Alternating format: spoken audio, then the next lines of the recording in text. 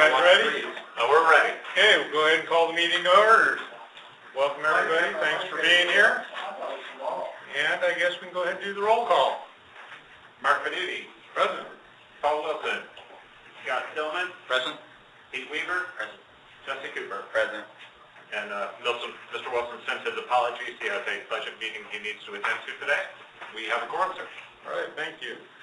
Next item on the agenda is the approval of the meeting minutes from March 13th.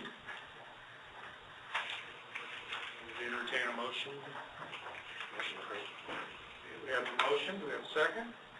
I'll listen. Okay, motion and a second. Any corrections? Other discussion? Hearing none, all in favor of approving the minutes as submitted, say aye. Aye. Opposed? All right. Unanimous.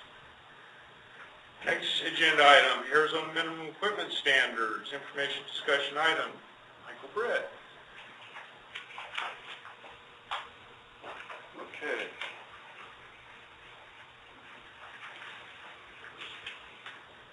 All right.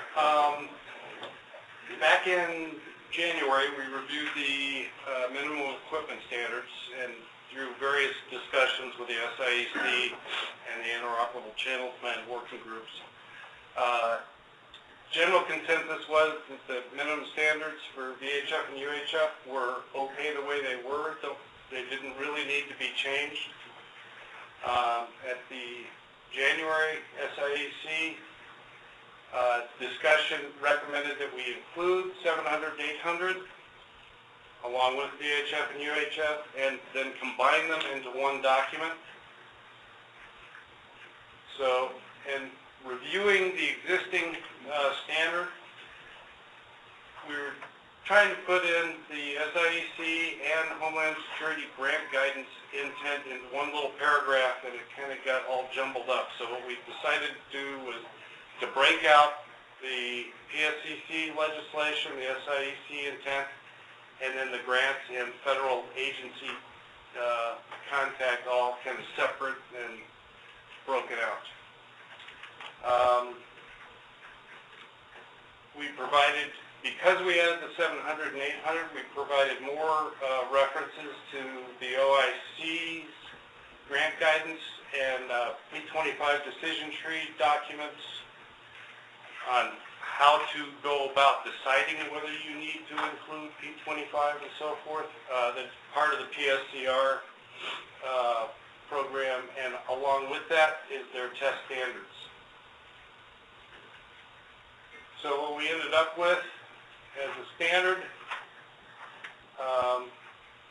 again, combining VHF, UHF, 800 and 700, and then really the only difference between the two is on P25, we had VHF and UHF as P25 capable, like we had previously, but then when we got to 700, 800, with the direction the state's going, just in general, that we felt the P25 should be required. All right, and we're going to have this posted out on our site and have it open for comments, and then we'll bring it back to the SIEC for full approval, and then bring it to the PSCC as well, since we've kind of invoked the legislative component of the PSCC authority to create standards. Any discussion on this? Anybody have any comments? I think that's what we talked about in January, so. Okay. One thing I did want to point out was the difference there between VHF, UHF, 700, 800 as well. We certainly, at this time, don't have the authority to force a local jurisdiction to implement 700, 800, P25. We did stress that, you know, all the 700, 800 megahertz systems in Arizona are P25. And we want to begin that process of saying, don't build anything that's not. You know, we realize that's unlikely, but that's the reason why that one says required as opposed to the capable on the other two. And that also aligns with the PSCC's vote back in April of 2007 to establish a P25 700 megahertz digital trunk system as the state long-term interoperability solution. Right. So even though we aren't building it all at once, we're kind of piecemealing it together over time. That's the general direction. Okay. Okay, thanks, Mark. Okay, the next agenda items, the annual SCIP update, input request, another information and discussion. Justin. Anything today? Today actually is a rather light, and we had intended to bring that last item before you as a voting item, but since there is a big change and we're looking to bring it to the PSCC, we felt it was important to put it out for public comment, get it before the PSCC as well for their comment before we had a vote here. So the next item though, and that's our 2012 SCIP revision. In your packet there is the list of our existing 2011 SCIP initiatives. We are in our process, our annual process of reviewing the SCIP. The couple of things with it, today we're just going to go over kind of the background of our SCIP, where it came from, what we're trying to do. Then also say I want to kind of, the key vision of our SCIP is the interconnection of regional shared systems. So I want to update everyone on the status of some of our larger systems and to get some discussion from this body on that, if that vision, key strategy of our SCIP still makes sense, your thoughts, and also go through the various initiatives and get your thoughts on those as well. So the SCIP originally was drafted in 2007 as part of a grant requirement. We submitted it to the Department of Homeland Security's Office of Emergency Communications, and it was approved by them. And then since 2009, we have been, 2009 or 2010, we have been revising the SCIP annually. The current version of the SCIP was approved last April. This version, we are looking to have it approved by during the July meeting, F5.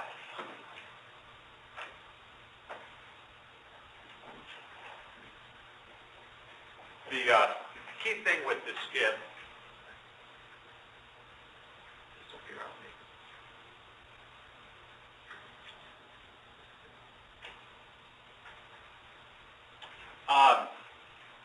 the key thing with our SCIP update this year is really looking at some of our key initiatives. Well, let me do it this way.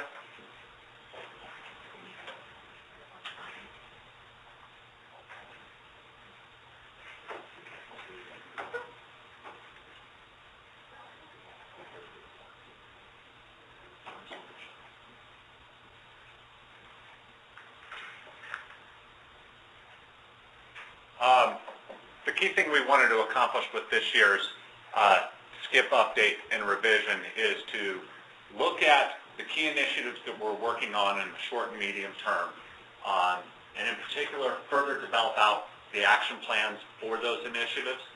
We also want to take a look at how the National Public Safety Broadband Network and its impact on Arizona, how our SCIP could be better strengthened to reflect the convergence long-term of voice and data and the new national federal initiative to build that network.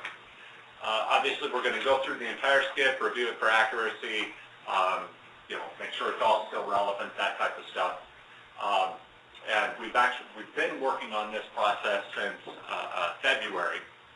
The thrust of the input for our SCIP this year will come at our annual SCIP implementation workshop on May 22nd, and I've got further details down later in the presentation here on that.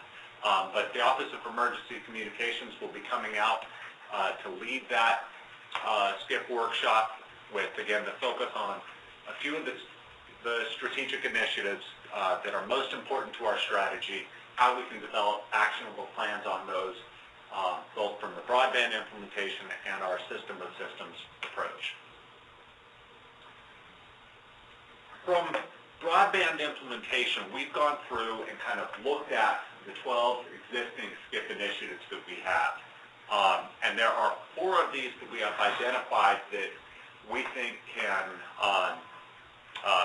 be strengthened in some way to improve our relationship, to the National Broadband Network, and how, in particular, how it will be implemented in Arizona. One of the key things is, particularly that we heard at the last SIEC meeting when the broadband legislation was introduced, as well as the PSCC meeting, is that we want to keep things following the existing structures that we already have. We don't want to be building new structures, and we want to kind of make sure that the broadband approach follows the LMR approach, particularly to improving interoperability. With Strategic Initiative 1, the government's model and plan, Initiative 6, from the local perspective, functional regional systems supporting interoperable communications, and Initiative 9, upgrading operable communication systems for state agencies. For all three of those, really, the tweak that we're looking at is just emphasizing it's for voice and data. Obviously, communications covers everything, and interoperable communications covers both, but we want to make sure that it's there. And we kind of like your thoughts on it. Does that make sense? Does this, are these the right initiatives to be thinking in those terms? That would be inclusive. Does that answer what you've been seeing at the federal level? I mean, we really haven't seen much in the way of integrating broadband into the SCIPs. The work is starting, and we're starting at the same time that everybody else is, so that we haven't really seen any fully formed direction yet. And when we first started out, but we did talk about interoperable voice and data. At that point, we just hadn't defined how we'd ever achieve data interoperability. Now that we've got a supposed national platform, then at that point, they call it DRI, but data interoperability, probably an appropriate activity of the. I will say that nationally, the other SWIFs, when we talk about this, most of them have not updated their SCIP as we have. A lot of their SCIPs are out of date, and from the time that it was mandated to do, they haven't been keeping with annual updates as the way we are. So our SCIP already talks about broadband more than most do. With possible exception of certain jurisdictions who probably done separate broadband public safety plans who have statewide waiver recipients in the VTOP funding area. But from a pure SCIP, kind of angle, we're probably ahead of the game. There is quite a bit of language in our SCIP about data and also about broadband already. So we just want to beef it up further this year. That's like a reasonable tweak that be inclusive. And I think it'll be helpful from I know every year when the IWG reviews grant applications, every time a data piece comes through the IWG, it typically, I don't want to say it's rejected, but the IWG has traditionally not addressed those because I don't think we target that in the SCIP. So I think by including it in the SCIP, it now kind of gives the IWG a little bit of purview to start looking at those applications, because those typically seem to fall off the grid because nobody really knows what do you do with the data application. And I think it falls in line with what we're trying to do with the SCIP, and that would kind of hopefully give some direction to the IWG to start making some of those tactical funding decisions. Because I think you're going to start seeing those as this framework gets finalized. People are going to hopefully start looking at grant opportunities to move forward with developing that out. And IWG, for those who don't know, is the Interoperability Working Group of the Arizona Department of Homeland Security. Well, Scott, this kind of goes back 8 or 9 years ago when our initiative slogan was Pipes and Pipes. And it really ties us together now, no formal. And that actually was a good point that was brought up. There are 2 initiatives that we already have that deal with broadband that aren't up there. Are Initiatives 3, the implement a strategy for supporting national level goals at the regional, state, and local level. One of the objectives there is to promote compliance with evolving national public safety broadband standards and structures. And then Initiative 4, the establish a PSP policy standards and procedures framework. One of the objectives for that one is to develop a statewide public safety broadband integration and implementation strategy and related standards. And so, in fact, it's that initiative that Michael Britt has been working under for the last several months in trying to advance broadband. Our last initiative is our usage and outreach initiative, and we're proposing to specifically deal with broadband as one of our outreach topics, and Susan will address that in more detail in our outreach plan presentation later today. So that's where we're looking at from broadband implementation. The other area that we are looking at revisions for this year has to do with our strategy for pursuing a system of systems approach that leverages connections between state, local systems, particularly regional shared systems. The two initiatives that we're going to focus on in the afternoon session of the SCIP workshop is initiatives 2 and 6, the developing regional communications governance structures, and 6, implement, enhance, and promote functional regional systems in support of interop communications. Both of those have been the short, medium-term, kind of high-priority goals for the PSCC over the last several years. We have seen some progress in some areas, particularly over the last 2 years, TICPs. We've seen a lot more progress on TICPs, and within the next year to 2 years, right now there's a plan for almost every county to have a TICP, and shortly we'll make sure that every county is covered within the next year and a half. The functional regional systems, I'm going to go over the larger systems here in a moment, but we are seeing significant progress in some of the smaller areas. I shouldn't say significant. We are seeing progress in some of the rural communities through shared dispatch centers. Some communities are having discussions about whether it's shared channel plans. Tomorrow there'll be some discussions up in TOPAZ County about their future efforts. So we are having some discussion on that. But I think one of the things that we'd like to hear both from you today and then at the SCIP workshop is this still the right strategy? Are we making enough progress? Are we making the right progress? Is there a different direction that we should be heading on these? Before we get to that, kind of planting the seed in your heads for that, I just want to kind of go through the major systems that we have and where they are. All of this information is taken from the back of our SCIP, the updated portions of it. These don't all kind of classify as that sense of regional shared systems. We have a rather broad definition there. Pima County, this is their updated milestone, and I'm not going to read through all of these because I think you all are familiar with the systems. But right now they are doing some work on governance-related issues. You can see in particular the microwave installations began down there. Tower site construction is underway. 11 of the towers are finished, 8 are under construction, and that's out of the total of the 27. Right now, they're looking to be on target for the system to be completed in 2014 with the user cutover beginning shortly after that.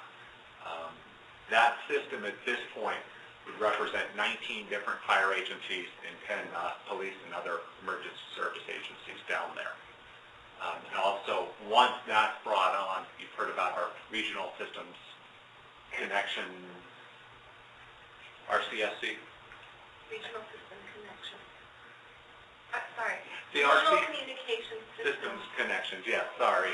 Too many acronyms. The RCSC project will tie PC-WIN into the other systems for that rapid response channel. RWC has had tremendous progress since their 2000 system design. Some of the major projects that they're currently working on, 3 new major subsystems have been added recently.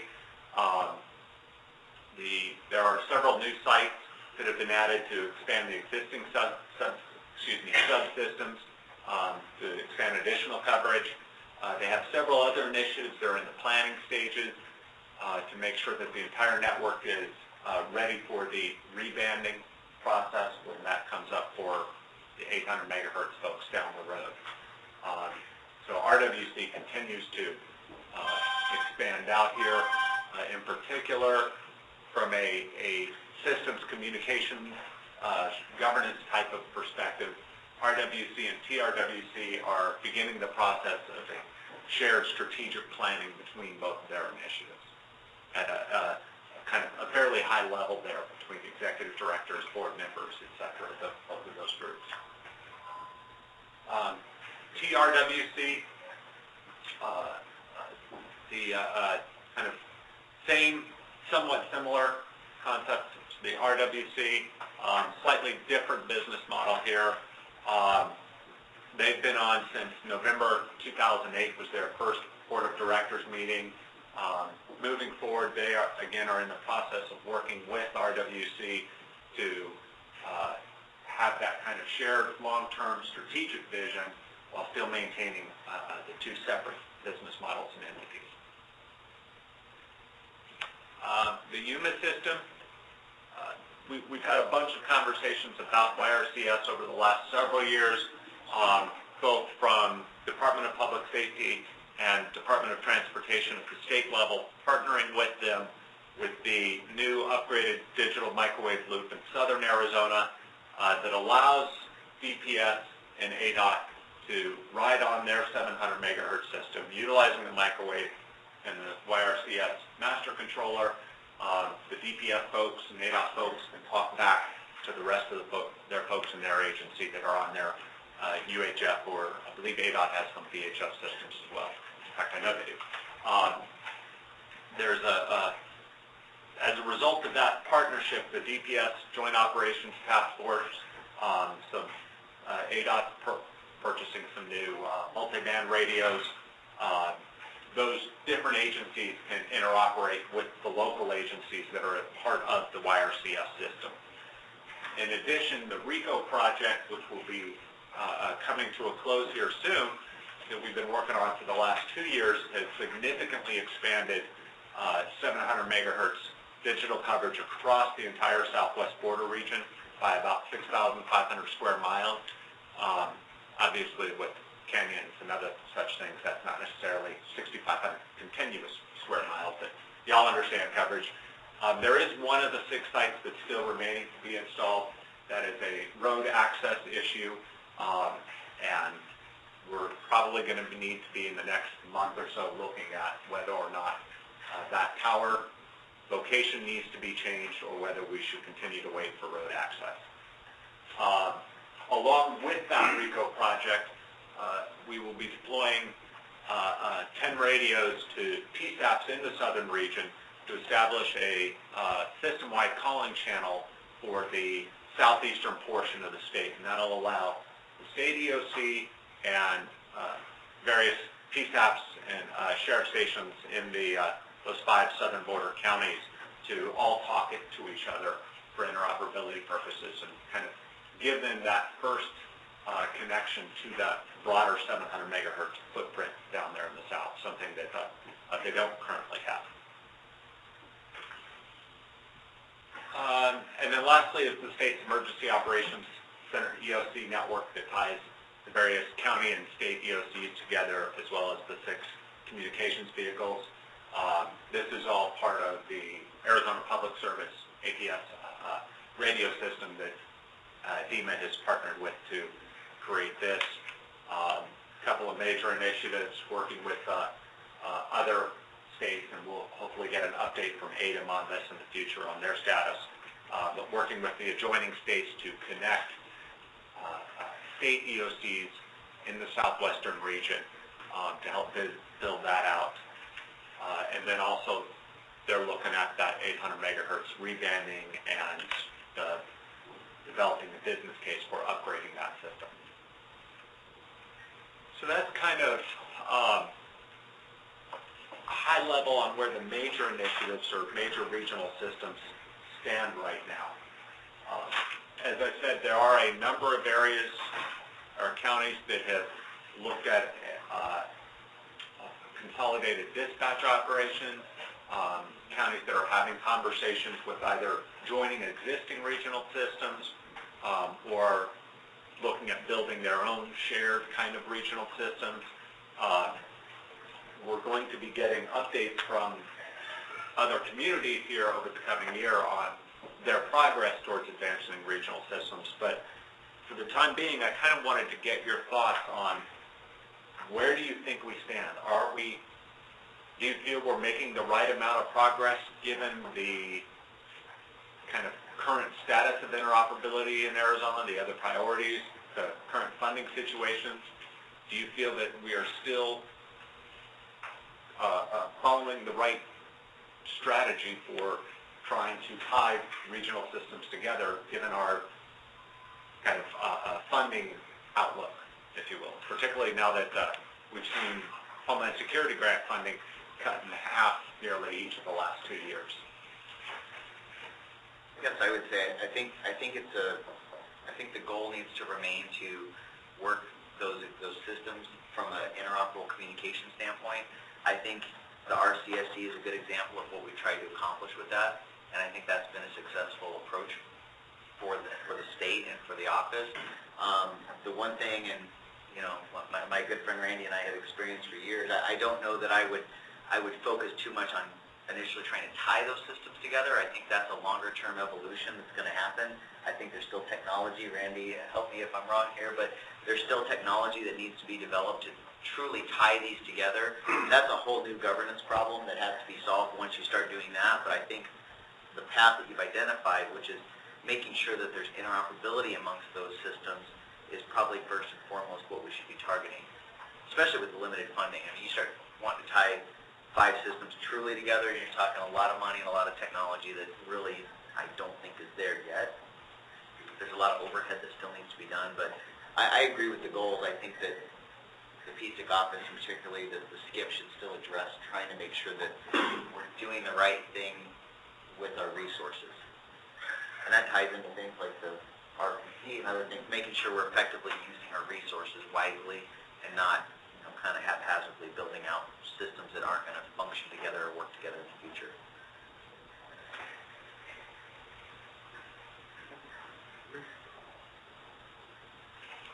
Anything else?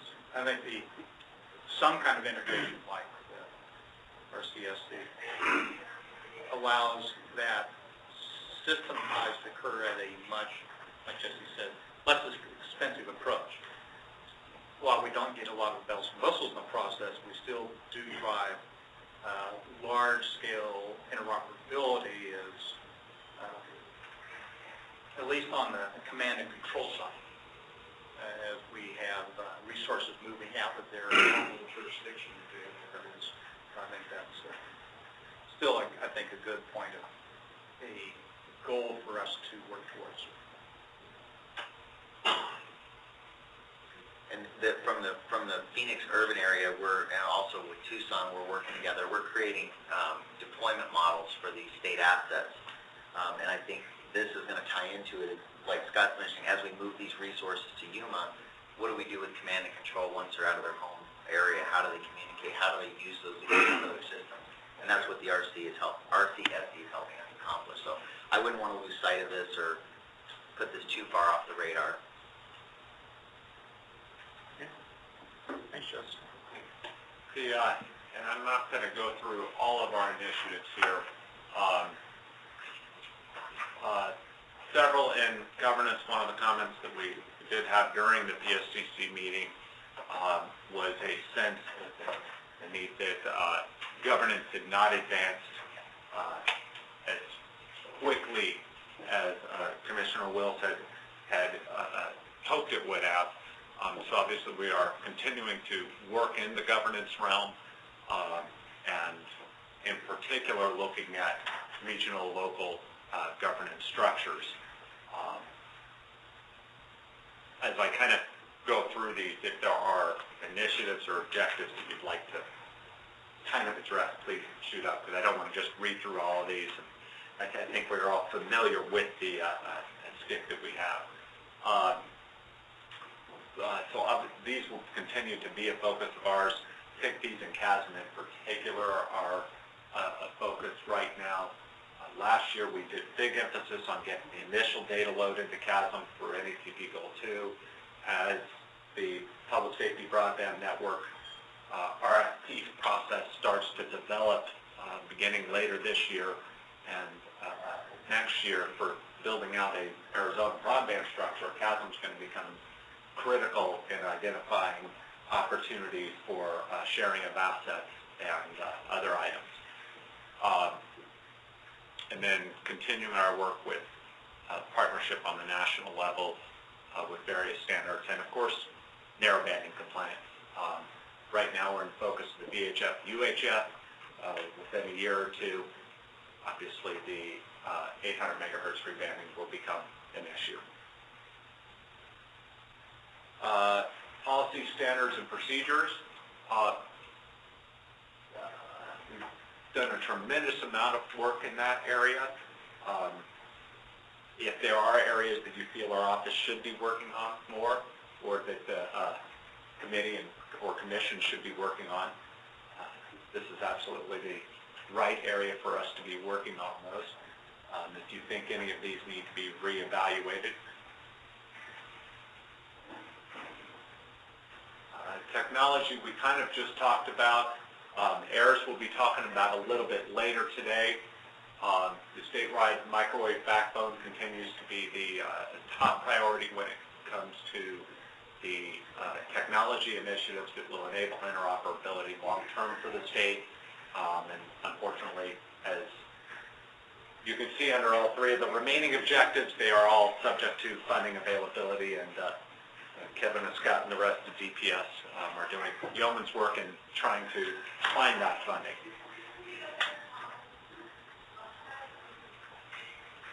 So let me back up one. I should mention under Initiative 6 there, the National Interoperability Channels is something that this committee made great progress on over the last year in getting that interoperable channels plan revised and approved. So that's one there where we have met from a policy and procedure standpoint. We've met the milestone, and we continue to push that out and encourage that, particularly when folks are narrowbanding, reprogramming their radios for narrowbanding. The State Strategic Technology Reserve and state agency upgrades. The DPS has been working with all of the other state agency users over the last several months on their narrowbanding reprogramming efforts and coordinating with them, getting them on the same page. The RICO project in particular has brought together a good partnership between DPS and ADOT and YRCS. I shouldn't say RICO project, that system connection there with YRCS has been doing fantastic there. From a training and exercise perspective, you've heard a lot over the last year related to communications unit training. Our AIRS training has been implemented and is available online. We promote that when we're out there. The key focus, though, on both of these is that multi-year communications-focused training and exercise plans, and we're starting the implementation of those objectives, and that will be done through Susan and her coordination with ADIM and the county emergency managers. We also have a technical assistance award this year to help implement that initiative.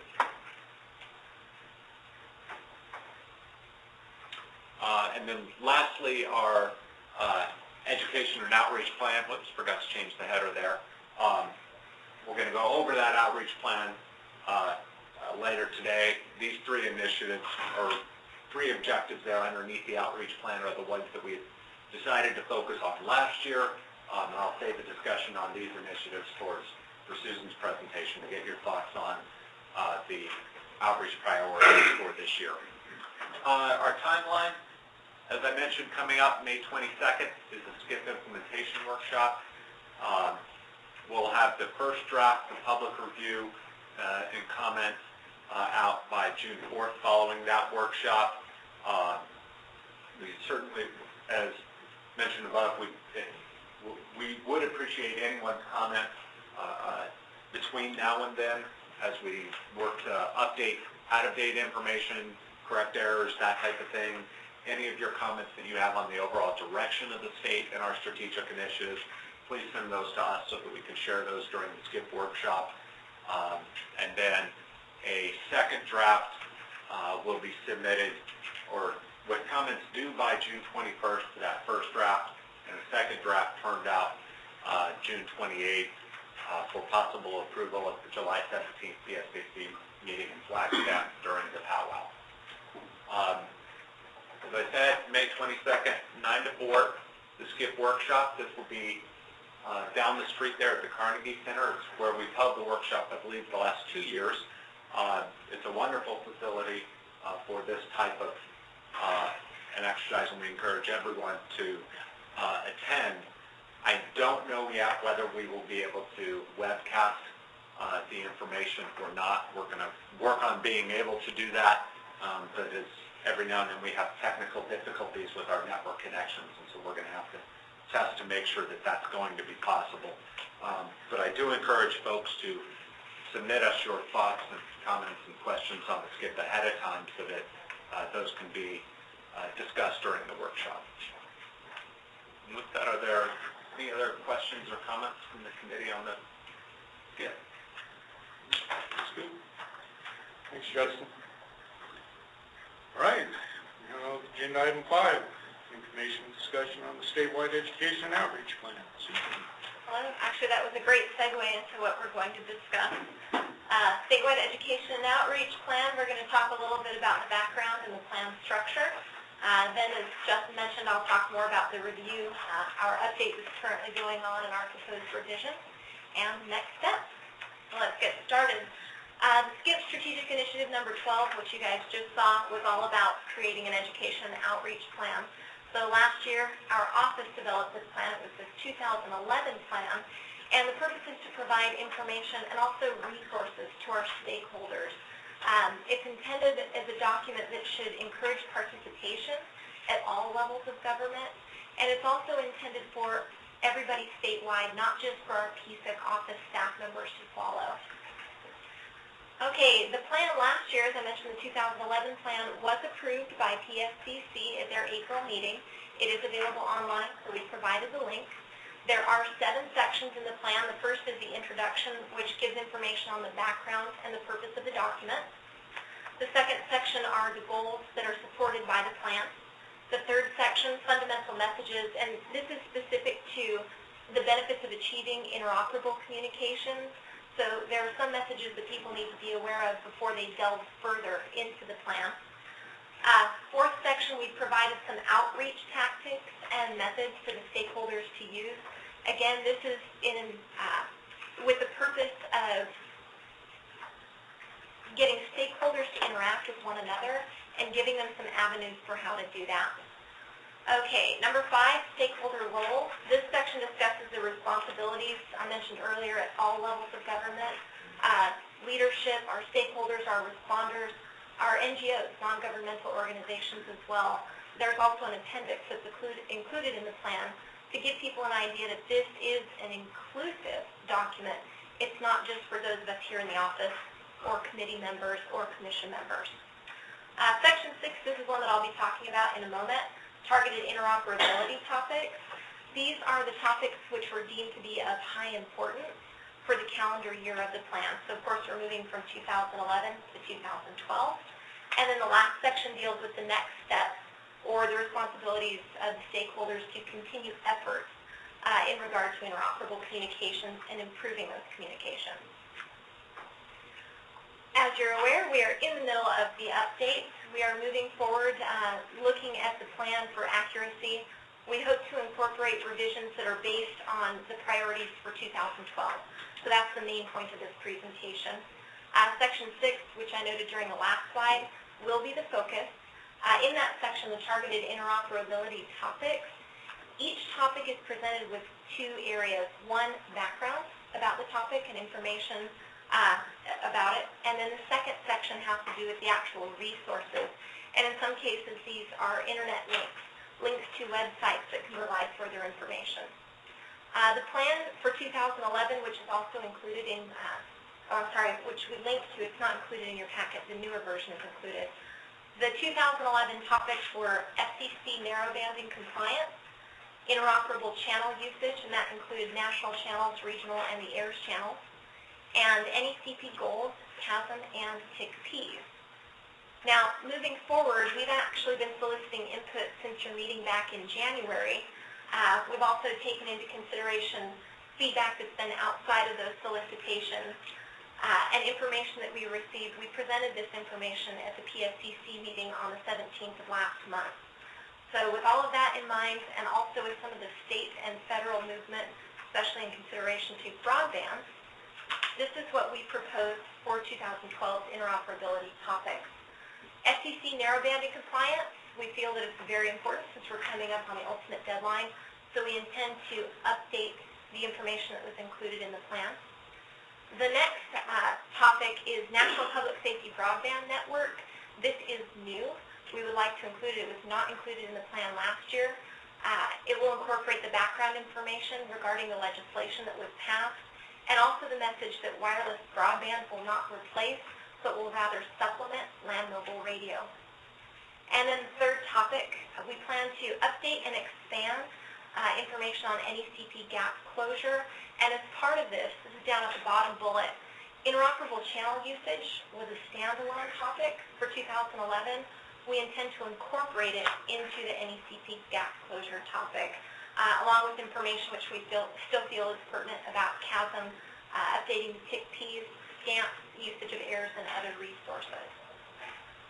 I'm going to flip to the next one. If we need to go back, we can. Our next step is to email out the plan. In fact, we've already posted, I believe, Justin, on our website. It will be up for a 2-week, or it is up for a 2-week comment period. Any additional input that we receive, we'll go ahead and consider it and make additional revisions to the plan if necessary. And then we will post the updated version, which will hopefully be the approval draft, 2 weeks prior to the July PSCC meeting during the powwow. And our hope is that they will approve the plan at that meeting. I'm actually going to go back just so we can look at those interoperability topics once more, and then open it up for any discussion or questions that you have.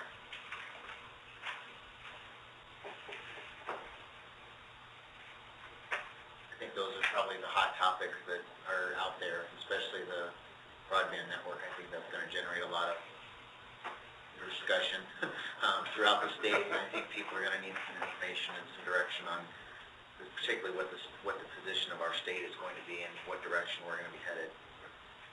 And I think that'll help also drive some of those funding opportunities, if they ever exist again, for us to move forward and start asking for some of that funding to help implement that. And it sounds like the last one is just wrapping in all of the NECP results that you've obtained from around the state, tying it all together into a comprehensive NECP package that we need to close all of those gaps, not just the interoperable channel usage, but everything with it. And also moving forward with, there are plans to revamp Goal 3, so that's why we removed the Goal 2 language, so that it can also move forward with additional milestones and information that was included in NECP, and any changes that they make to Goal 3 during their revision. And to bring Phoenix and Tucson back into the fold. Yeah, as I say, the gap closure applies to everybody, Goal 1, Goal 2, and Goal 3, so it shouldn't be tied to any specific goal. Good. Thank you very Okay, much. thank you, Susan. All right, item 6, broadband. Michael. Groundhog Day. First, information and discussion, and I know you've got it all nailed down for us, so all the answers. Oh, yeah. Okay, I wanted to update the SIEC on, at our last meeting when I reviewed the legislation in detail. We've had a meeting with the PSCC, so we've got some activity through working with PSCC that I want to review. So I tried to distill, just 3 simple things that the state currently needs to start thinking about.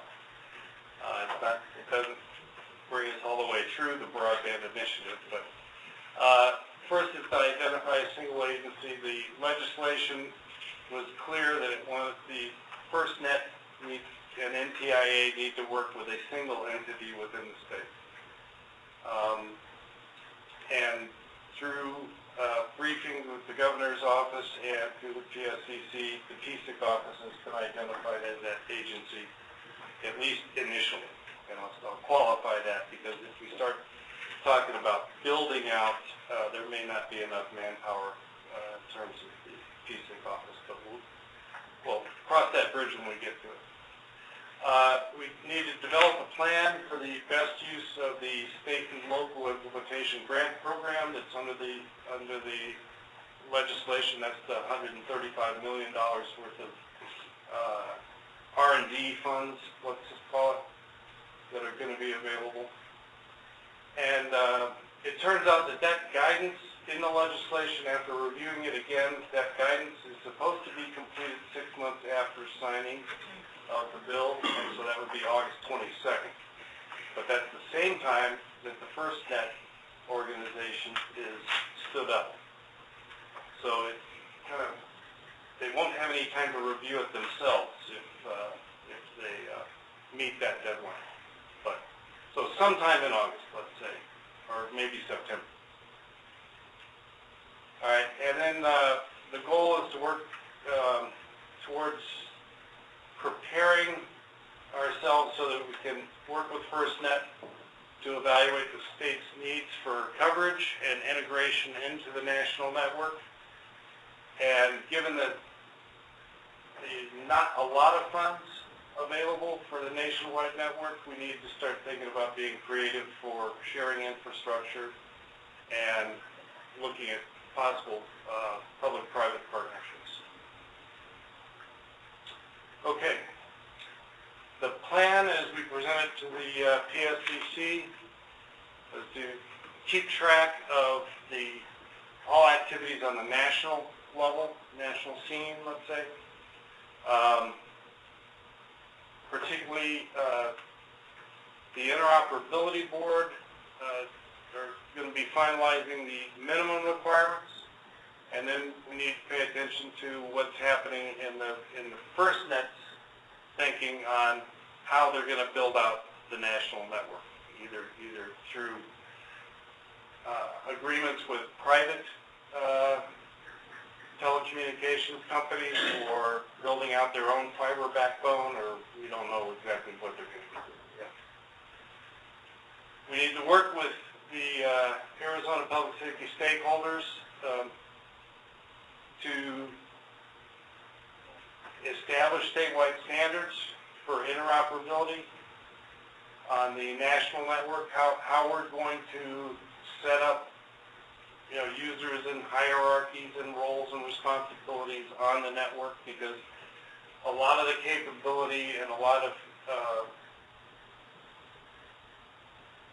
the capability of the network is driven by priority, quality of service, local control features that we need to decide how we're going to do it within the state of Arizona. Work with the stakeholders on how to interact with a national network. Since this is going to be a fee-based, we need to kind of take a look at how we're going to manage that relationship. It's kind of like a RWC on steroids kind of deal. And then we need to prepare for that state and local implementation grant program and be ready to obtain funds and submit the grants for that. We need to provide input to the SCIP update effort that Justin reviewed earlier, and then get ready for the minimum requirements and how that relates to what we think we need, so that we can really evaluate our options for the opt-in, opt-out decision when that comes up. At the same time, we need to work with the existing Digital Arizona project, aka Arizona Broadband, which is broadband for health, education, government, so forth, that's being operated out of the asset office, and then also how it relates to the 911 programs, again, within the asset office. Because when we start talking more data than voice, we talked more about how that information flows, not necessarily through LMR. And then keep everybody informed, as always.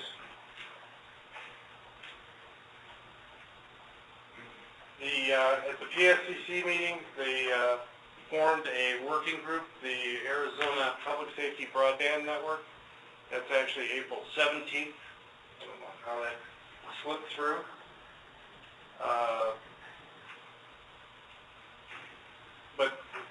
So we have established a working group, and we have anybody who has any interest, please contact me, and then I'll be hand-selecting those that we really need to join in on the work group.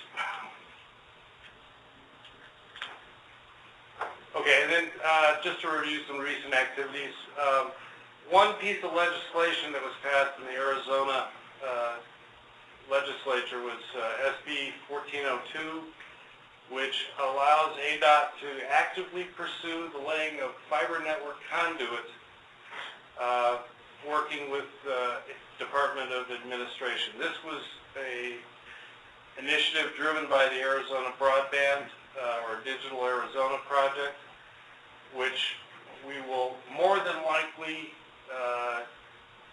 try and leverage for the Arizona Broadband to be able to have a fiber backhaul throughout Arizona would be very beneficial to the Arizona infrastructure for the broadband project. And Mike, just to reiterate for folks who might not be familiar with that, Department of Transportation, when they're out there doing road work, their mission was to move commerce through the state. This initiative allows them to also move information through the state, which allows them, whenever they're doing road work on a state highway, the rough equivalent cost of painting the stripes on the road is what it costs for them to lay the conduit. It is very cheap to lay the conduit to allow fiber to go through at the same time they're doing road repairs. And so this initiative allows them to strategically begin building out the state's fiber optic network at really a fraction of the cost of what it would cost to build that network without this. And what mainly the advantages are for a private telecommunications company, they have to get permits, easements, right-of-ways, and all that stuff. That part of the process takes almost more time than getting the conduit actually into the ground. There won't be any fiber put in by the state. It's basically providing the conduit so that private and public can then use the conduit to pull fiber. Because in terms of getting the legislation through, the private companies didn't want the state being a provider of fiber capability. So there's a little dance there. But it seems to be working. All right, April 20th, the PSST, OAC, the waiver recipient working group as a whole, and the Mesa TOPAZ folks submitted comments to the FCC. They had opened up a call for request for comment on how to transition the waivers from the PSST to FirstNet, add in D block, and then also basically extend or redo the waivers, whether or not to actually give the waivers another 2-year period or not. So there's a lot of concern out there and a lot of unknowns about whether the waivers are going to be continuing or whether the FCC is just going to wait for what FirstNet's going to do. The Interoperability Board held a public workshop on the 23rd, and our PSIC office, we presented to the Southwest Border Communications Group along with Robert Rhodes from the OEC on the National Public Safety Broadband Network. And then the Broadband Working Group is rewriting a 2007 document that are the Statement of Requirements for Public Safety Broadband, and that working group is going to meet up in Boulder on May 23rd and 24th coming up. And then upcoming, again, the Digital Arizona Project, their committee meeting is 2 days away, May 10th. We're going to be part of a panel discussion to go through options for infrastructure sharing. And then APCO Broadband Summit, we have the SCIP Implementation Workshop, as Justin mentioned. And then the same day, the Interoperability Board is going to be submitting the minimum requirements to the FCC, who will then review them. Update on Mesa TOPAZ, our local Arizona waiver recipient. The responses to the RFP were due February 16th. The RFP review team was kicked off March 12th. They've met weekly. They're actually wrapping up, but no decision has been made, at least made publicly. The issue for Mesa and other waiver recipients is that a lot of RFPs went out that included core. The architecture implied by the legislation is that no state will really own any core components, that they'll all be part of the national network. So however, there's a problem because FirstNet won't be built out for at least 2 years in our estimation. And so they basically would have a lot of RAN equipment with no core to run it. So it's a problem situation. Okay, any questions? If you think about any additions to the plan, let me know. If there's gaps that you see or anything that would help define it further. And then give me a call. Maybe it doesn't seem like we can identify much until we get more information. And we're really looking at that as August, right? Is when they're going to... Yeah, I mean, for the grant guidance part of it, and again, until FirstNet stood up and we get some indication of what direction they're going, I think all we can do is try and inventory the infrastructure that Arizona has and start talking about how viable that is or isn't. I mean, in terms of, we've got DPS's microwave that could possibly be beefed up for a backhaul, this conduit situation with the Digital Arizona project and what that would entail. GovNet and what the possibility of utilizing that is. Maybe start talking to the utilities, SRP and APS, in terms of what they have available in terms of sharing options. But again, it's all just discussion at this point. Okay, so is that really, Workgroup going to have any really gain traction on it? Well, the other big chunk of change that I see out there is we've never, in terms of governance, we've never had to deal with something outside of Arizona and how we relate and what that will do to both our SCIP and how we deal with an entity that is at a federal or national level. And especially this fee-based model, there's a lot to discuss and a lot of options around that as well. And again, it's pre-planning. It's not really, working with something that's in existence, like like the FirstNet board or whatever. I guess what keeps going through my head is we can pre-plan something that's terrific, but if they come out with something different, Right. it's a waste of time. But hopefully keep us up to date. Okay. All right. Anything else? All right, thanks. Agenda item 7, Next Gen AIRS Plan. Justin, information and discussion.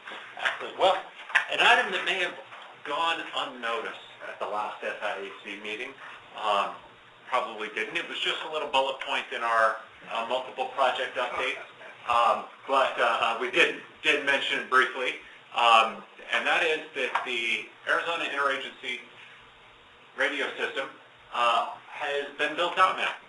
All the towers, with the completion of the 2 towers there that were done 2 months ago, and brought online, AIRS is now fully built out, and so at this meeting we wanted to talk about what's next for AIRS.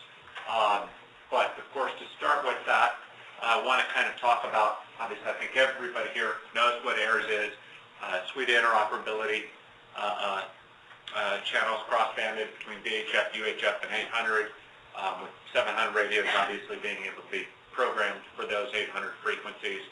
Right now it's a single frequency channel with regionalized CTCSF zones. Covers a vast majority of the state, and most importantly, the usage requires a signed MOU with the Department of Public Safety, who holds the license for those frequencies.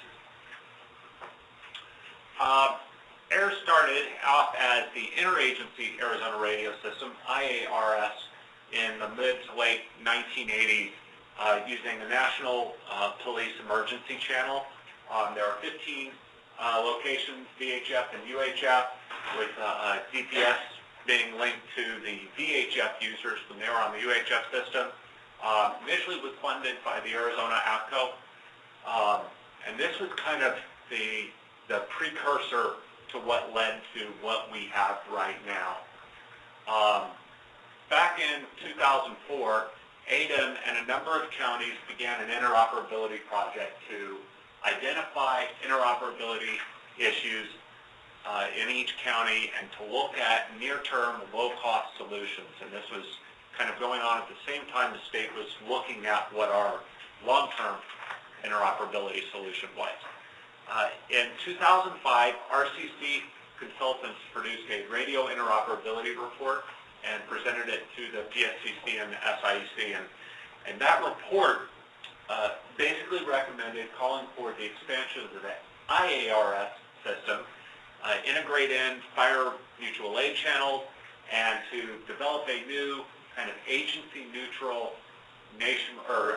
statewide radio network, the Arizona Emergency Radio System, AERS. And the report called for a couple of key things. There were actually a number of things in it, but primarily that it would expand the intent of this state network to be multidiscipline. It would bring in 800 megahertz, and in particular, fire and mutual aid statewide channels, and interconnect some of the existing IARS sites, and the proposal to bring in up to additional 26 new sites, and use the DPS microwave backbone to kind of create the new statewide network to link these all together. The report also talked about developing governance structures and training models and those types of things to really help bring that system forward. And this is just purely a historical reference, but this was kind of the proposed system design and layout in that 2005 report. So flashing forward here, I'm not going through all the history of everything that has occurred since then, but since the Long Mesa and Jacob Lake sites are now installed, we have 35 sites providing coverage to all 15 counties in Arizona. There's also what we're terming a semi-permanent. This was one of the flyaway suites that's been installed in Havasu, and then 3 additional mobile suites, 2 trailers, and the DPS flyaway suites. I believe those are Maricopa County and Flagstaff, where those 2 are located. And of course, and also the state EOC connected to AIRS via the microwave link.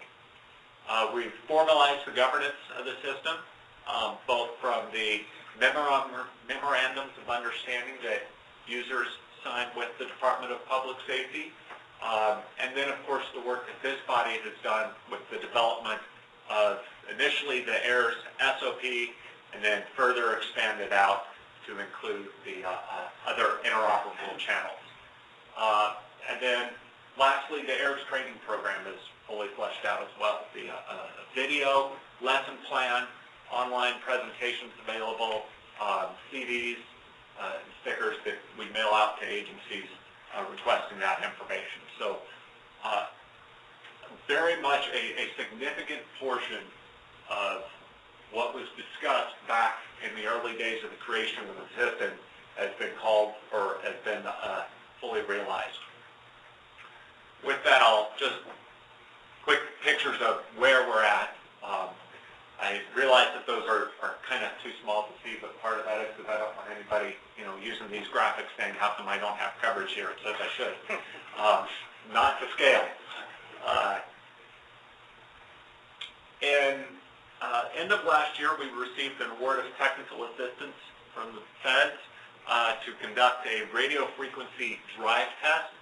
And so December 5th through the 16th, across the state's major highways, a team with a pretty impressive vehicle and a whole bunch of antennas basically did a giant route all the way around the state, starting in Yuma and then ending back over in Yuma. The nice thing about that drive test is that it really validated a lot of the existing computer model coverage maps that we already have. We did find an issue with one tower that was good to know about and got corrected. But for the most part, we now have some very detailed coverage maps available in a KML file format, Google Earth file format, that allows folks to kind of zoom in on the AIRS coverage within their region and choose, the specific bandwidth and propagation of. They have both mobile and portable predictions, right? Correct. Right. So, if you want to look at what AIRS portable coverage is in a specific area, these Google Earth files are going to allow you to zoom down and see where you may or may not have coverage. Obviously, it is not a representation of exactly where coverage is, but it is a planning tool for COMELs and others to look at.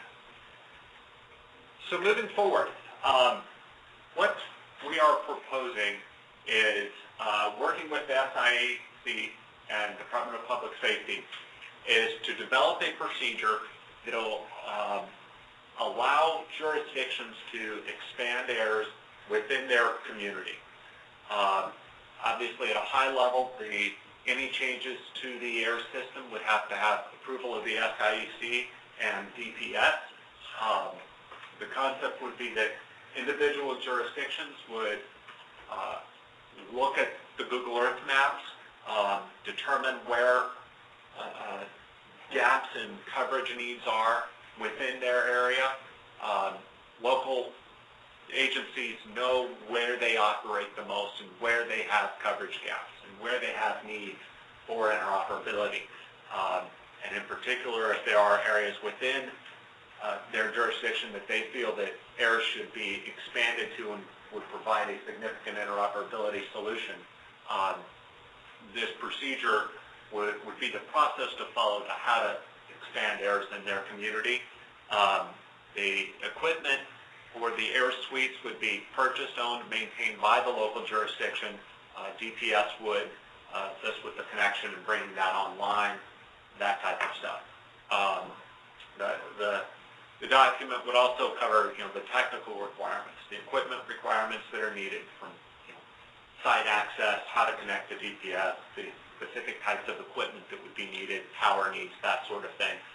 And then also discuss funding options. This year, one of the things that has helped to drive this concept was this year there was a grant application submitted for the purchase of an additional AIRS suite. And so we want to encourage regions to speak with their cooperating agencies. AIRS is an interoperability solution. And so if you're you're wanting to propose a grant project on this, then you also should have the support of all the other agencies you're going to be interoperating with. So part of this document will have language and suggestions for how folks can apply for grants to expand theirs.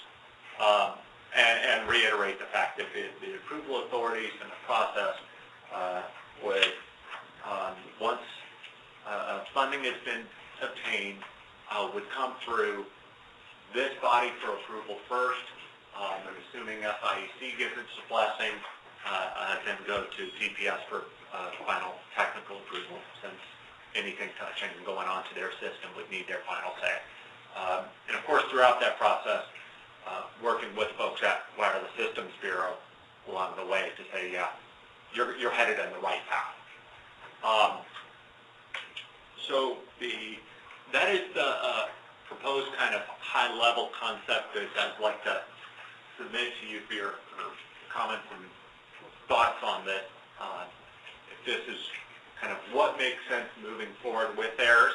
And so we will flesh this out, get it on paper, bring it before a technical working group, and have a draft for you to review and discuss at your August meeting.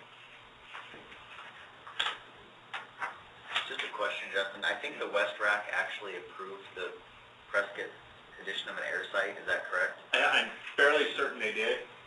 So they're pending the outcome of this before they proceed with that site, obviously. The way the SIEC has done it in the past, because I believe there are a couple of sites that individual jurisdictions have purchased beforehand, is certainly they would need to come before and get the approval of this body. And typically in the past, a jurisdiction has received funding commitments for that process before coming to this board group. I don't envision that this has to be completed before that project moves forward. Obviously, I just want to make sure they still have to get the final up if they need to get that, because I know that performance period is now reduced.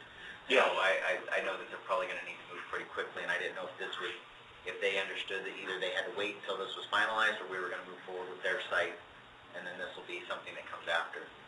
Yeah. Now, and I should mention that I don't believe that Homeland Security grant awards will come out until August, September, as it is. So that there's still some awarding that has to go on through that process. Having this procedure in place, I don't see as a precursor to the SIEC reviewing that proposal and giving approval, and they will need to come before this body for that. Maybe one consideration also for the technical work group is something that the PFCC has been, I think I've heard it repeatedly, is the notification process of sites that are down, repairs, all that is currently funneled through the NOC. And if these agencies end up owning, maintaining, and servicing their own equipment, what is the procedure going to be for repairs? I mean, are we going to have to figure out? Right now, it's a single phone call to the DPS NOC. Right. As these individual sites are added, which I think is a great idea, but I'm just wondering, does that now necessitate that if there's a site offline, I don't call DPS, but I need to call Prescott Telecom and make them aware of it? Or is the expectation, and I guess this is something DPS will have to commit to, that service request will still go through DPS, and then DPS will funnel those out, or maybe DPS doesn't want to be in that business, and then it's up to, maybe we have to start figuring out who do you notify on a certain site when it's offline. I just know the PFCC, and particularly Dan, has repeatedly brought this up over and over again as far as the status, what's online, what's offline, what's the status of certain locations, and I think as we start farming these out to individual jurisdictions, that might complicate that whole process a little bit. We'll look into that. That's a very good point.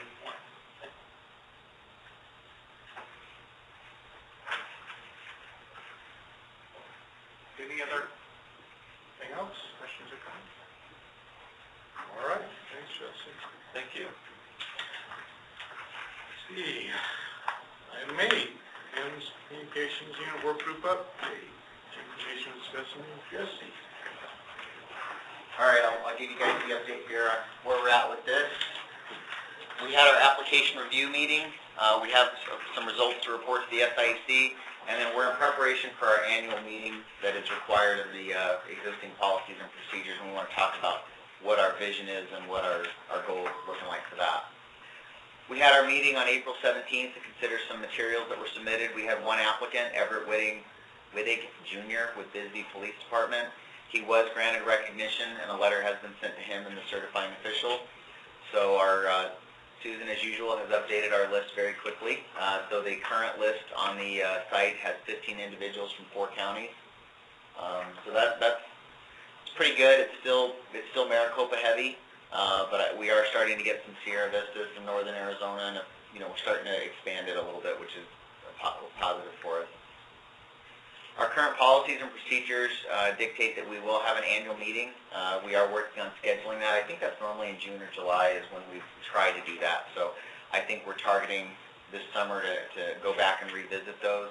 We typically review and update our policies and procedures, taking what we've learned in the prior year, figuring out what we need to correct and what we need to update, and that's what we intend to do this year. Right now, our program is very specific to the COML. It's Arizona Regional All Hazards COML Recognition, and it's the NIMS Communications Unit Workgroup, but pretty much everything we have is specific to Communications Unit Leader, which is what we were originally chartered to do. So that makes sense, and those documents are available, but we are looking to update those. So the next kind of iteration with that is the communications technician process. We've had 2 ComTech courses that have been held in the state, one in Tucson and one in Phoenix.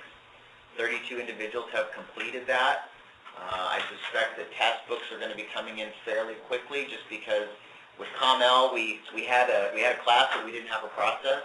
I think now people are kind of familiar with the task book procedure, and they're starting to look forward to getting those ComTech books in there.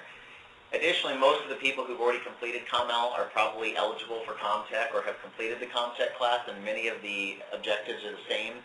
So I suspect that the ComTech books are going to be very similar and coming in kind of quickly. So at this point, we're looking for some guidance on this in regards to the communications technician recognition process. And where do we go with that, and should we include that in our policies and procedures?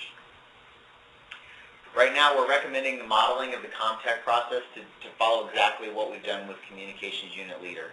The classes, the task book, the process is pretty much exactly the same.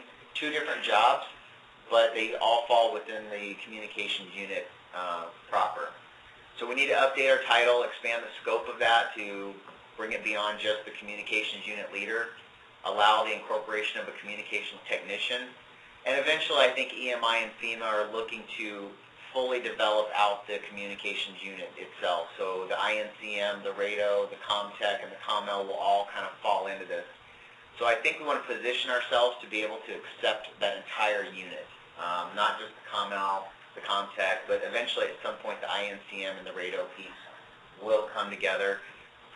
Kind of on a side note, I think the TERT program is going to maybe start filling a little bit of that INCM and RADO position, so I would like to maybe see us start to incorporate them into this.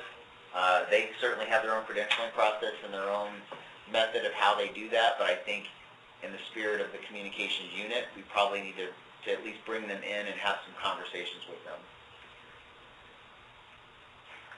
So at this point, that's where we're at. We're looking for some guidance and direction from the SIEC as to, are we on the right path? Is this the direction we want to go with this? Do we want to make this a communications unit in its entirety and review all of those task books? I would really hesitate to probably spin off another group, just because we've worked really hard to try and get this committee together, but that's the direction we're looking for. That would seem to make sense to me. Symmetry and mirroring of all credentialing, I think, is essential. And in the spirit of ICS, the ComTech and the ComL work hand in hand, so it makes sense to have us, approach those concurrently. I think our next steps, we obviously need to have our annual meeting. review our policies and procedures. We would certainly want input from both the SIEC, the PSCC, and stakeholders at large. If there's something that needs to be looked at, we need to review our policies, procedures. Those who've submitted books, has the process worked? Are we okay with where we're at? We do have certain things that are kind of hanging out over our head here a little bit, such as the physical credentialing. Where does that, what kind of card do you get? Do you get a red card? Do you get a blue card? Do you get a EMI certificate? What does that look like? So that's something that we're working through. Call-out procedures, reimbursement plans. We met with Pete and Matt Parks a little bit to kind of, we want to develop a procedure that can apply across the state, not just something that works for Maricopa or Canal or Pima or, Cochise. It needs to be something that's consistent. And I think we're on the right path. That's something we want to address this year and maybe look at including in our procedures a little bit. So as a COML, I know, how do I get deployed? When I get deployed, what's the expectation for reimbursement? Who's paying for my time? How does my agency have to embark on that? So those are some of the things we're looking at. Our revised policies and procedures, we will get them drafted up, out for comment, and then hopefully back to the SIEC for approval, and then up to the PSCC. Are those things that are or should be in the SCIP to show that they're being worked on and there's accomplishments? We currently in our SCIP, we have some discussions about COML, and in fact, in particular, the COML cont trainings issues are both in the SCIP. The advancement of COMLs and We've moved from develop to implement. So it did show from one iteration to the as long other. as we can get some credit for all the work. yeah. Yeah, and I notice you do have the implementation of that and actually moving it forward, and I think that's our next step. We have a good process. Fortunately, Dan, one of our workgroup members, he spends a lot of time nationally training and spends a lot of time in various states, and we actually have a pretty good process, and I think it's been one that is, some people have started to look at from other states. And that's actually coming up when I talk about our project updates, that we're being looked at on a national level. In fact, I may as well share that now. In a good way. OEC is actually partnering with the National Council of SWICs, NIC-SWIC, and they are moving forward in the next few months to develop webinars for best practices for COML recognition programs. We have been tapped. We will be part of the first webinar. We're helping them develop that now. So, yes, they're looking at us in a good way. Now, are you looking for a motion that we consider specifically changing your group's testing?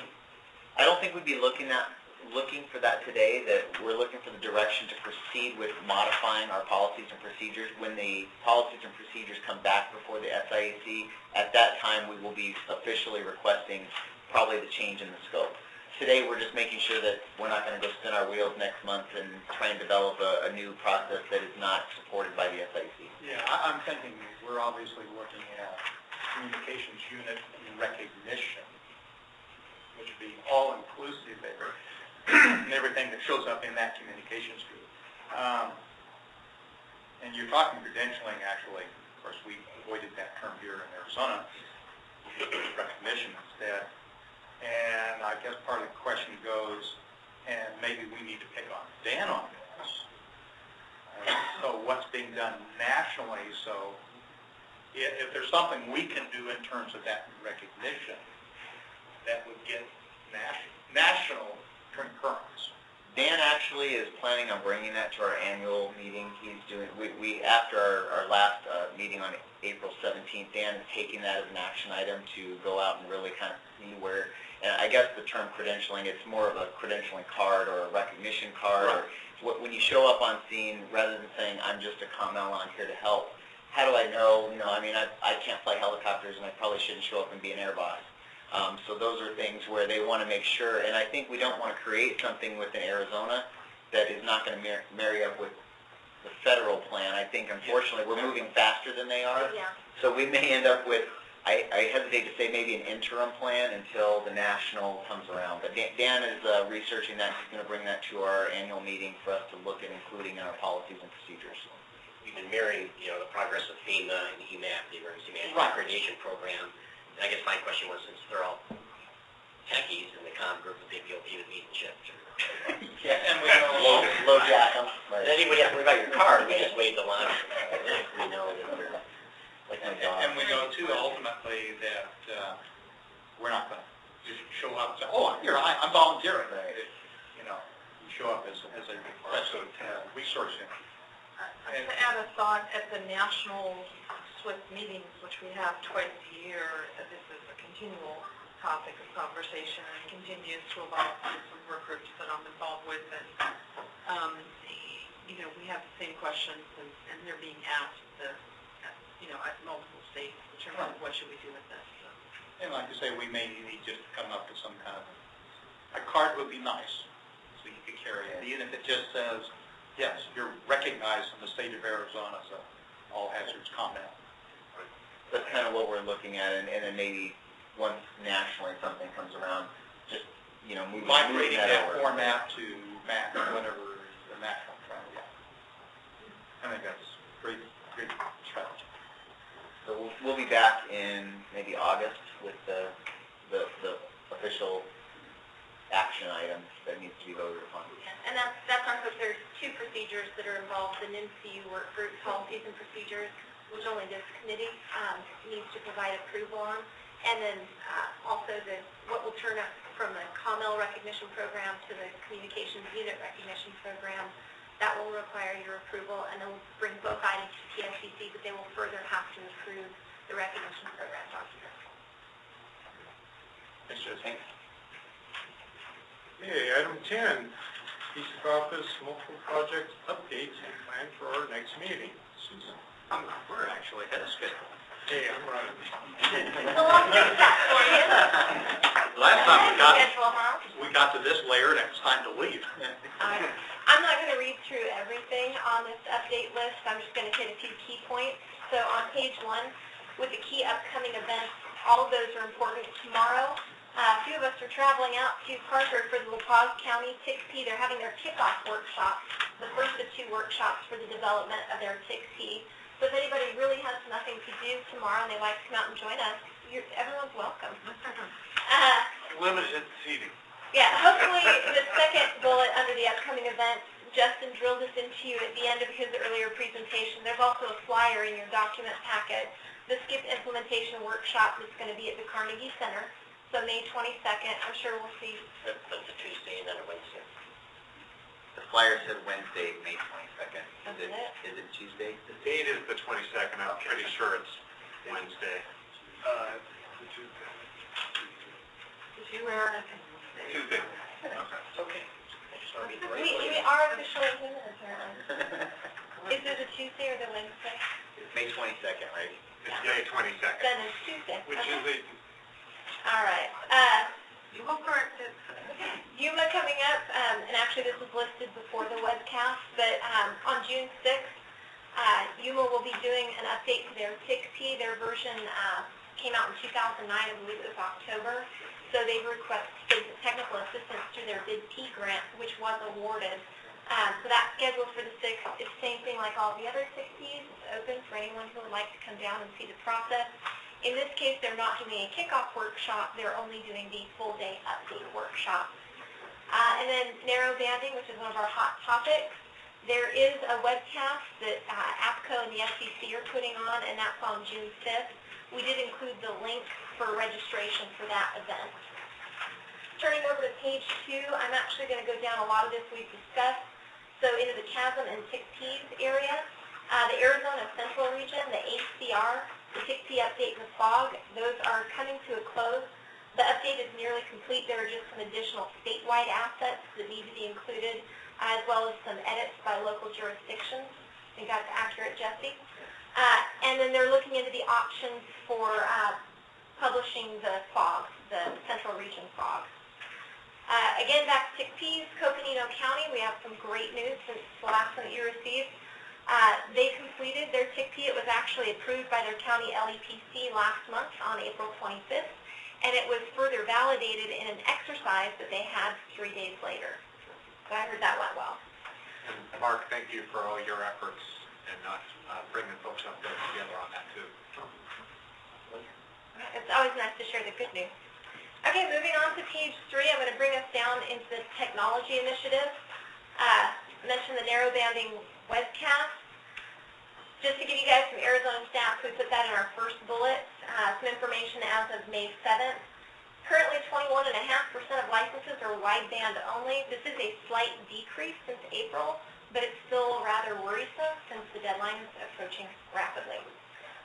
Again, that SCC and APCO webcast, there's a little bit more information at the bottom of page 3 on what the representatives will be talking about regarding, for example, SCC's enforcement policies. I believe Roberto Mesa, hope I said his last name correctly, is going to be in on that. And then also APCO staff, there's a gentleman that's going to be discussing interference issues and the likelihood of that.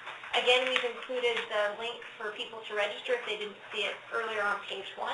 And I would emphasize on that if you are planning to submit your waiver, you participate in that web conference. While legally it's not too late to submit a waiver, after this web conference, there just is not going to be any time for the FCC to review and approve waivers. So this is pretty much the last chance to discuss potential waivers with the FCC. All right, continuing on, page 4, still under technology. This has to do with the RICO project, the last bullet, state agency operability in support of interoperability. The site status hasn't changed, it's still 5 of 6, but there has been movement with the MOU that was created as well as the SOPs. Right now they're drafting a letter of interest that's going to be sent out, inviting agencies to, 1, sign the MOU, 2, accept and install the free equipment, and also assist in finalizing the SOP so they can start using that system-wide, or the set of system-wide calling channels. Okay, under training and exercise, the second bullet, this is something that I touched on during Jesse's presentation about OEC partnering with the NICSWIC. Again, this is great for us. It shows us that we are moving in the right direction, that our NICSWIC workgroup has done some work that is not only appreciated here in the state, but it's being recognized on a national level, so it's great for us. A little further down, COML and COMT training. We did have 3 courses that were scheduled for COML. We completed the course that was down in Cochise County. We completed the course, in fact, last week up in Flagstaff. Unfortunately, we did have to cancel the course that was scheduled for Gila County due to low enrollment. COMT, Jesse mentioned this already, we have had 2 courses in the state. The second of those 2 was in the beginning of last month in April. We completed that, and that was a fun group. We had 18 individuals who successfully completed that course. Regarding the COML Field Day, the last bullet under training and exercise, we are still working on it. We already updated this group that it will be postponed. We wanted to offer it in the spring, but because of procurement issues, that was not possible. At this point, we're actually in discussions with ADEMS to try and coordinate with them. They're doing a statewide exercise on September 12th. It was moved from Tuesday the 11th to Wednesday the 12th. We are in discussion to possibly offer the training field day. This is all about interoperable communications on Tuesday the 11th, the day before their exercise. All right, and the last page, page 5, of course, we have a listing of our recent activities and upcoming key dates. Our next PSCC meeting, there's a break for the month of June. The PSCC meeting is in July on the 17th during the powwow, so we do recommend that if anyone is planning on attending, please make your reservations now. As much as we all like each other, we probably don't want to share rooms, but we do want to see smiling faces at our meeting. And then, of course, the next... It's worth it for the weather. And then, of course, the next meeting will be in August on the 14th. For people who make reservations, what's your home phone number? Bed and breakfast. Were there any questions on our updates or anything that I discussed from this document or anything that I didn't get to touch on? No, not hearing any. Thank you, Susan. The agenda for the August meeting... Primarily, as Mark commented earlier today, Not much action items today, lots of precursors, so a lot of the August meeting is going to be the lead off of everything that we discussed today, the minimum equipment standards, the AIR's Next Gen plan, that kind of stuff. Mid-C workers, all that good stuff. Thank Okay, you. thanks. All right. Item 10, call for public. Anybody from the public like to speak to us, bring up any issues? All right, going once, going twice. Seeing nobody from the public wanting to speak, I would entertain a motion for adjournment. Motion? All in favor? Aye. Thank you, everybody, for your participation. Thanks for your reports, and we'll see you in July and Flagstaff.